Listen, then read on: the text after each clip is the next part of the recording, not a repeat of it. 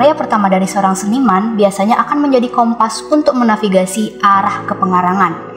Maka dari itu saya memilih buku Di Kaki Bukit Cibalak karya Ahmad Tohari. Jumlahnya sekitar 176 halaman, dimensinya 12,3 x 20 cm dengan penerbit PT Gramedia Pustaka Utama. Dan izinkan saya memperkenalkan diri saya, nama saya Aisnaila Hilwami. Buku novel ini pertama kali diciptakan pada tahun 1979 yang mendapat penghargaan oleh Dewan Kesenian di Jakarta dengan latar belakang pada tahun 1970. Novel Di Kaki Bukit Cibalak ini menceritakan tentang Pambudi. Ia adalah seorang tokoh utama yang menginginkan desanya untuk berkembang. Tetapi harapan itu pupus ketika warga desa justru memilih lurah yang serakah, gila harta dan gila jabatan. Pada akhirnya, karena situasinya semakin runyam, akhirnya orang tua Pambudi menyuruh Pambudi untuk merantau ke Yogyakarta untuk melanjutkan kuliah sebagai sarjana teknik dan menjadi jurnalis di kalawarta, dikarenakan dia diintimidasi dan tidak dipedulikan lagi di desanya, dikarenakan sebagian warga desa takut dengan otoritas lurah yang baru. Secara tematik, novel Di Kaki Bukit Cibalak ini menceritakan tentang perjuangan Pambudi melawan lurah di dalam desa Tanggir. Lurah itu yang dipilih oleh warga melakukan penyelewengan dana, serakah, dan gila wanita.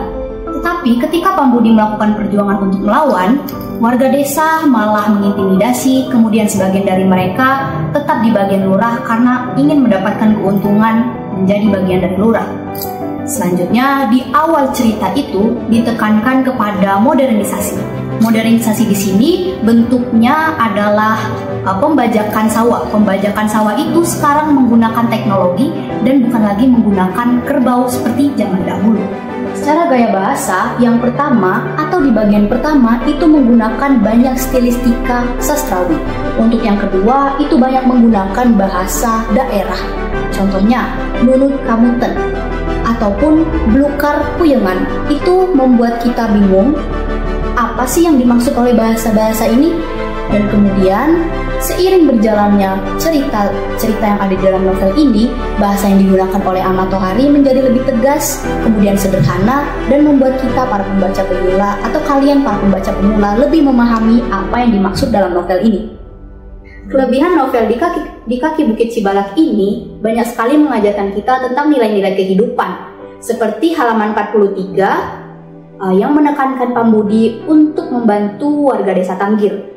Pada saat itu warga desa Tanggir sedang mengalami kesulitan dan kesakitan di dalam sana, dikarenakan di dalam desa itu tidak ada yang memperdulikan orang-orang yang berkasta rendah.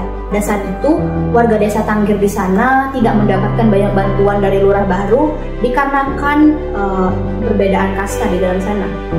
Selain itu, di novel ini juga ditekankan tentang sistem politik dan pola-pola kesenjangan sosial juga, yang kemudian menjadikan kita untuk tahu lebih banyak tentang itu.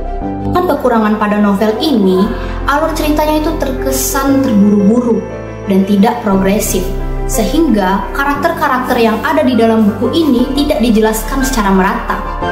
Itu menimbulkan pertanyaan kepada saya, apakah tokoh ini benar-benar bekerja di dalam sini, ataukah tokoh-tokoh ini dihilangkan?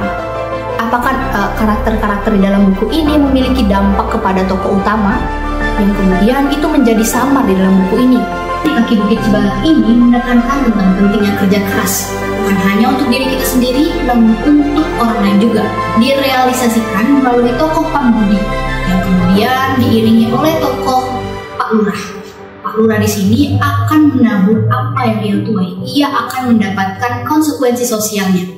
Selain itu, novel ini juga membantu kita merefleksikan apa saja yang akan terjadi di sosial dan membuat kita menjadi lebih peduli akan apa saja yang terjadi di lingkungan kita.